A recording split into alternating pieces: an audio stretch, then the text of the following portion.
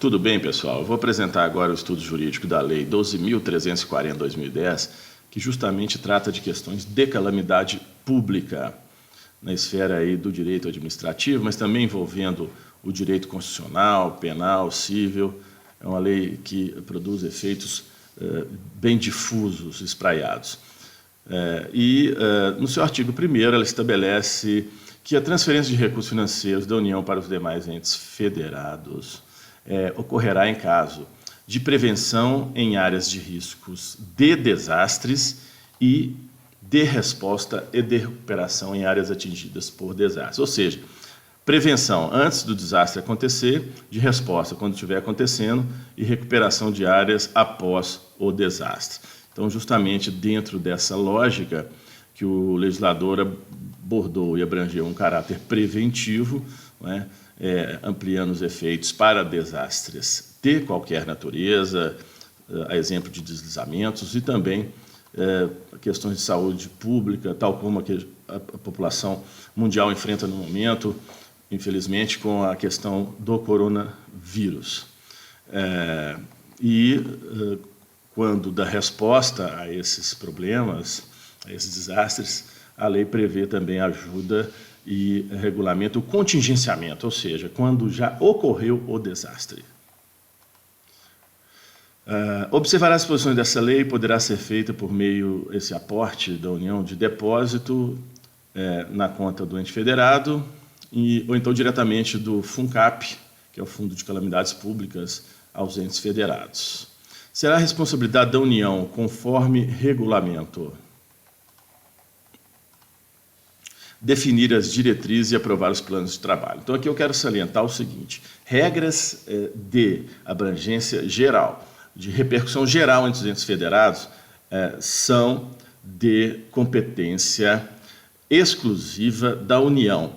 Então, os estados podem deliberar na ausência das regras, mas a União ela tem a prerrogativa de estabelecer as diretrizes. Para alguns assuntos, até de forma exclusiva, os estados não poderão sequer subsidiar, tal como é no caso de uma situação de saúde pública de repercussão internacional e, obviamente, nacional. Então, os conflitos de competência que estamos vivenciando, notadamente aí no estado do Rio de Janeiro com o governo federal, são objeto dessa análise, qual seja, regras gerais não são de competência do Rio de Janeiro, resguardada aí toda a ação do governador, né, a boa vontade, mas as regras são as regras, não é? E devem ser seguidas. De ações de prevenção em áreas de risco e de recuperação em áreas atingidas por desastres. Então, efetuando assim o repasse dos recursos mediante a apresentação dos planos de trabalho, também fiscalizando o atendimento aos objetivos propostos, exceto nas ações de resposta, quando presente o quesito da emergência, e também será responsabilidade exclusiva dos entes federados demonstrar a necessidade dos recursos e apresentando o plano de trabalho, como dito, exceto nas ações de resposta. Então, quando é emergência, pode enviar o recurso e será devidamente comprovado a posteriori. Apresentando as estimativas de custo, também, novamente, não precisa apresentar estimativas de custo o ente federado, qual seja estados e municípios, em casos emergenciais de catástrofe, até porque não haveria tempo, né? Então, toda a legislação tem uma lógica principiológica em si. Então, para realizar todas as ações de prevenção, e são responsabilidade dos estados e municípios em áreas de risco e de resposta e de recuperação de desastres, qual seja, novamente, prevenção antes, de resposta durante, recuperação depois. Nelas incluídas a contratação e execução das obras ou prestação de serviços, obras de engenharia ou, no sentido mais amplo, qualquer prestação de serviço. Também responsabilidade dos estados, federados e municípios prestar contas, e a União verificará, no caso das ações de prevenção e de recuperação, a hipótese de complementação dos recursos transferidos, que podem não serem suficientes. As referências de custo da União serão baseadas em índices históricos e também será aferida mediante orçamento sintético, ou seja, simplificado, metodologia expedita ou paramétrica nos termos do regulamento. Por quê? Justamente para não atrasar essa análise, haja visto que é uma questão de calamidade pública. Também o viés da transparência está claro, um dos princípios da administração pública, não é? Que é a publicidade. Os entes federados deverão dar ampla divulgação, inclusive por meio de portal na internet, as ações inerentes às obras e empreendimentos custeados com recursos federais. No caso de haver excedente de recursos transferidos, o ente beneficiário poderá propor sua destinação a ações correlatas. Os estados poderão apoiar a elaboração de termos de referência, planos de trabalho, projetos, cotação de preço, fiscalização e acompanhamento, bem como prestação de contas. Ou seja, aqui está o viés da cooperação, quer dizer, os estados apoiando os municípios que não tiverem, na hipótese, assim, uma estrutura administrativa proficiente ou totalmente proficiente para essa finalidade, ou até proficiente e não em quantidade suficiente, né? No caso, para municípios com população inferior a 50 mil habitantes. Quer dizer, aqui o Estado pode ajudar qualquer município, né? Mas está dando uma preferência para municípios menores nesse caso. Artigo 3º. Novamente trata do apoio federal. O Poder Executivo Federal apoiará de forma complementar os estados, o Distrito Federal e os municípios em situação de emergência, de forma complementar, ou seja, não está isentando os estados de tomarem as medidas sob a sua esfera e competência. O apoio previsto será prestado pela União aos entes que tiverem situação de emergência ou estado de calamidade pública reconhecidos pelo Poder Executivo Federal. Nesse sentido, recentemente, a integralidade dos estados brasileiros declararam o estado de calamidade pública, se faltam alguns vão declarar, não é? Porque a pandemia é geral. Então, justamente para que se enquadrem dentro do regulamento do presente diploma legal. O reconhecimento previsto pela União ao requerimento dos demais entes federados deverá ocorrer. O Governo Federal instruirá Cadastro Nacional de Municípios com áreas suscetíveis à ocorrência de deslizamentos de grande impacto, inundações bruscas ou processos geológicos ou hidrológicos correlatos. Nesse caso aqui, seria o caso de deslizamentos, é uma situação mais específica, fazendo cadastro específicos, então deverão fazer estudos técnicos para deslizamentos ou problemas geológicos, aí muito também respondendo à demanda de rompimento de barragens ocorrida, e muito presente, nesse caso, a gestão de riscos, ou seja, demandando aos municípios cadastrados elaborar plano de contingência de proteção e defesa civil e instituir órgãos municipais de defesa civil. Ou seja, o plano de contingência é para aqueles riscos conhecidos, não é? Ou seja, se acontecer, já que é um plano, não está contingenciando ainda, o que vai se fazer, não é? Vai ter um sistema de aviso para a população, não é? Enfim, entre outras medidas. Então, justamente, elaborar um plano também de obras para redução de risco, ou seja, isso é antes do risco acontecer, não é um contingenciamento, é uma ação de mitigação do risco, ou seja, para diminuir a probabilidade do risco acontecer, bem como criar mecanismos de controle e fiscalização para monitorar o risco, quer dizer, tem todo um processo de gestão de riscos aqui intrínseco. E novos estudos geotécnicos, de urbanização, modificando inclusive as diretrizes urbanísticas voltadas para a segurança de novos parcelamentos do solo, quer dizer, já com esse fulcro, com essa atenção no aspecto geológico. O plano de contingência de proteção e defesa civil será elaborado no prazo de 1 ano, sendo submetido à avaliação de contas anual, com participação da população. São elementos a serem considerados no plano de contingenciamento a ser elaborado pelo município. Indicação das responsabilidades expressas de cada órgão de gestão de desastres, especialmente quanto a ações de preparação, resposta e recuperação, ou seja, antes, durante e depois. Definição dos sistemas de alerta a desastres, organização dos exercícios simulados com a população, organização do sistema de atendimento emergencial à população, incluindo a localização das rotas de deslocamento dos pontos seguros no momento do desastre, bem como dos pontos de abrigo para a ocorrência de desastres. Definição das ações de atendimento médico hospitalar e psicológico aos atingidos por desastre. cadastramento das equipes técnicas e de voluntários para atuar em circunstâncias de desastre. Nesse caso, está ocorrendo também, no caso agora do coronavírus, não é? Muitos voluntários com um espírito de colaboração assim, maravilhoso, né? Há de ressaltar esse aspecto. Localização do centro de recebimento e organização de distribuição de doações e suprimentos. Sempre em tragédias existe essa necessidade, né? O brasileiro ele tem uma bondade intrínseca, né? Essa coisa da solidariedade, que sempre que necessário se mostra presente. Verificada a existência de ocupações em áreas suscetíveis à ocorrência de deslizamentos de grande impacto, inundações bruscas ou processos geológicos ou hidrológicos correlatos, o município adotará as providências para a redução do risco. Olha aí, resposta ao risco novamente. A execução do plano de contingência de obras de segurança e, quando necessário, a remoção de edificações e o reassentamento dos ocupantes do local seguro. Então, por exemplo, já o plano de mitigação de risco, né? Aqui contingência está errado, o legislador errou aqui, devia ser de mitigação de risco. Contingência se o risco ocorre.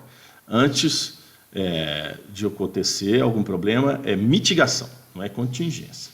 Mas tudo bem, está promovendo da mesma modo o entendimento, no caso, por exemplo, de se fazer diques em barragens, não é? Desviar estradas, essa coisa toda. A efetivação da remoção somente se dará mediante prévia observância dos seguintes procedimentos, no caso de deslocamento de população, vistoria, notificação, baseado em laudo técnico, asseguração pelo poder público do direito de moradia, sempre visando o melhor interesse do atingido, ou do suposto atingido, né, do hipotético, do presumido atingido futuro. Deverão ser tomadas, do mesmo modo, medidas para que a área não seja reocupada, não é? E alojamento do pessoal. Artigo 4º. São obrigatórias as transferências da União aos órgãos e entidades dos Estados, do DF e dos municípios para execução de ações de prevenção em áreas de riscos e desastre, e de resposta e de recuperação. Vamos lá. No caso de execução de ações de recuperação e de resposta, serão adotados os seguintes procedimentos. Para a recuperação, o ente beneficiário deverá apresentar plano de trabalho para o órgão responsável pela transferência de recursos no prazo de 90 dias da ocorrência do desastre. Então, aqui, nesse caso, é para um desastre pontuado, não é? Aconteceu e agora vai responder. Para a resposta, quando compreender exclusivamente socorro e assistência às vítimas, ou seja, uma questão emergencial, o governo poderá, mediante solicitação motivada e comprovada, dar um apoio preventivo, ou seja, prestar apoio preventivo ao reconhecimento federal da situação de emergência ou estado de calamidade pública, ficando o ente recebedor responsável pela apresentação dos documentos a posteriori. Ou seja, o que o legislador quis fazer? Quando for muito urgente, não há tempo, tem que reconhecer a emergência e as burocracias serem, por efeito de exaurimento, evidenciadas de forma posterior. Para ações de resposta, fica dispensada aos municípios em situação de emergência ou calamidade pública, em que a gravidade do desastre tenha tornado inoperante e impossível a realização de atos formais da administração. Ou seja, olha como é que estamos hoje, não é? No caso do coronavírus. Os funcionários públicos estão em teletrabalho, em regra, ou então estão dispensados, muitas vezes podem não ter um computador em casa, não estão, muitas vezes, conseguindo, né, efetivar as suas funções, então não se pode prender, não é? Em caso de emergência, esse reconhecimento, ou seja, né, para as ações de resposta, ficam dispensados os municípios em situação de emergência ou de calamidade pública, mediante essas circunstâncias, a prévia, inclusive, emissão de nota de empenho para poder receber o recurso, não é? Não eliminando a sua necessidade, que deverá ser atendida em até 90 dias após o retorno à normalidade. Artigo 5º. O órgão responsável pela transferência do recurso acompanhará e fiscalizará a sua aplicação.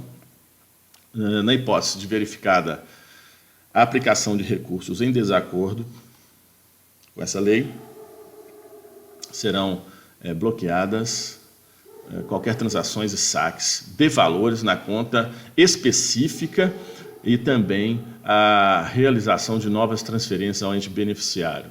Portanto, serão suspensos qualquer tipo de outro procedimento de remessa de recursos. Os entes beneficiários manterão, pelo prazo de 5 anos, 5 anos estão aí, 5 dedos, 5 anos, contado da data de aprovação da prestação de contas, os documentos a ela referentes. O legislador também previu as hipóteses de irregularidades e devolução dos recursos, justamente quando constatadas a qualquer tempo nas ações de prevenção, de resposta e de recuperação, a presença de vícios nos documentos apresentados, ou a inexistência de risco de desastre, ou a inexistência da situação de emergência, tem que devolver os recursos, ou a inexistência do estado de calamidade pública declarados, ou a inexecução do objeto, então prevê a devolução dos recursos. Bem como se o ato administrativo que tem autorizado a realização da transferência obrigatória, mesmo assim, perderá seus efeitos a posteriori, ficando o ente beneficiário obrigado a devolver os valores repassados, inclusive atualizados monetariamente. No caso de fraudes e apuração de crime, previu também nesse diploma legal o legislador, qual seja, ocorrendo indícios de falsificação, indícios de falsificação de documento pelo ente federado, deverão ser notificados o Ministério Público Federal e o Ministério Público Estadual respectivo para adoção das providências cabíveis. Artigo 6º. Apoio federal na execução de obras, ressalvada a responsabilidade do próprio ente governamental, dos estados e municípios de realizarem as obras. Claro, o governo federal tem autorização para colaborar, né, através do DENIT e o Ministério da Defesa, claro, entre outros órgãos, para poder, em conjunto ou isoladamente, mediante solicitação do ente federado, participar da recuperação, execução de desvios, restauração de obras, de um modo amplo, sob jurisdição dos estados, do Distrito Federal ou dos municípios afetados por desastre. Por exemplo, agora, no atual momento do coronavírus, não é? Poderá haver uma associação para que o governo federal e os estados possam construir hospitais, né, unidades de apoio médico, entre outras necessidades. Artigo 7º do FUNCAP. O Fundo Nacional para Calamidades Públicas passa a ser regido pelo disposto nessa lei. Artigo 8º. O FUNCAP terá como finalidade custear, no todo ou em parte, as ações de prevenção em áreas de risco de desastre, as ações de recuperação de áreas atingidas por desastres em entes federados, que tiveram a situação de emergência ou estado de calamidade pública reconhecidos. Daí a importância dos decretos estaduais, não é? ou municipais, que estão sendo exarados pelas autoridades competentes. Artigo 9º. Constitui recurso do FUNCAP dotações consignadas na lei orçamentária anual e seus créditos adicionais. Então, na verdade, o que está acontecendo também com fulcro aí na legislação administrativa orçamentária são incrementos de créditos extraordinários que já possuem autorização legislativa para tanto, não é? Dentro daquele item. Também os fundos do FUNCAP, né, eles abrangem esses créditos suplementares extraordinários, as doações de qualquer natureza e outros que lhe vierem a ser destinados. Os recursos do FUNCAP serão transferidos diretamente aos fundos constituídos pelos estados, pelo Distrito Federal e pelos municípios. Quer dizer, agora o legislador deixa mais claro ainda a desburocratização especificamente para esse diploma legal, ou seja, não dá para esperar em casos de emergência. Então, dispensa a celebração de convênio ou outros instrumentos jurídicos, justamente quando da transferência de recursos do FUNCAP para os demais entes federados. O controle social sobre a destinação dos recursos do FUNCAP será exercido por conselhos vinculados aos entes beneficiados, ou seja, está aí garantida a participação da sociedade civil como um todo na aplicação do recurso público. Artigo 15. Fica proibida a cobrança de juros de mora por estabelecimentos bancários e instituições financeiras sob títulos de qualquer natureza, Vou grifar, sobre títulos de qualquer natureza. Vamos ressaltar esse aspecto, cujo vencimento se dê durante o período de suspensão do atendimento ao público em suas dependências. Ou seja, se os bancos suspenderem o atendimento ao público em suas dependências, haverá automaticamente a proibição de cobrança de juros de mora, não é? Em razão de desastres, quando caracterizadas situações de emergência ou estado de calamidade pública, que é o caso atual, desde que sejam quitados essas dívidas no primeiro dia, esses compromissos, no primeiro dia de expediente normal em prazo superior definido em ato normativo específico. Ou seja, o governo pode até editar, hein? Veja bem, pode até editar que seja dado um prazo maior para o pagamento de dívidas. Então, aqui, realmente é uma questão de extrema relevância, complexa, que vai ser alvo aí de, sem dúvida nenhuma, batalhas judiciais. Aplique-se o RDC às licitações e aos contratos destinados à execução de ações de prevenção em áreas de risco e desastres, de resposta e recuperação em áreas atingidas por desastres. Ou seja, aqui a aplicação do RDC, que é um regime diferenciado de contratações, mais ágil, que dispensa, assim, no ato de sua celebração, uma definição total do escopo, quer dizer, então é realmente um sistema mais ágil do que, por exemplo, aquele previsto na Lei 8666, entre outros diplomas legais que regulamentam as contratações do poder público. Então, o RDC está já com sua aplicabilidade garantida em situações de emergência e calamidade pública. As empresas exploradoras de serviço móvel pessoal são obrigadas a transmitir gratuitamente informações de alerta à população sobre risco de desastre por iniciativa dos órgãos competentes. Então, quer dizer, a comunicação realmente, no momento desse, não é?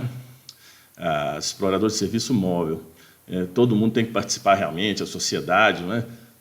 Para que as informações que forem relevantes sejam realmente propagadas. A própria sociedade civil, todos nós, temos uma responsabilidade muito grande nesse momento, não é verdade? Em haver uma inteligência de todos, uma cautela, não é?